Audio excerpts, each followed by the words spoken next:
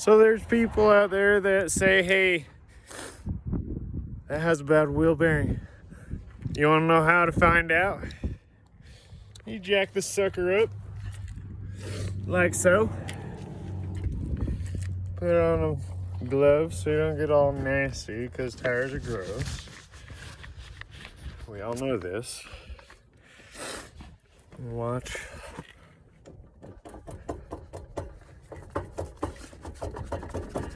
That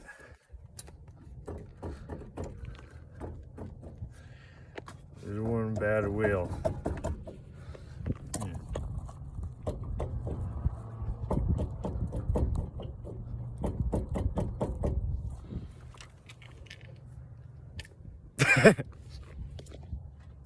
I'm gonna replace that right now.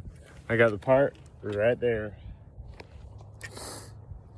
I'll see you on the flip side.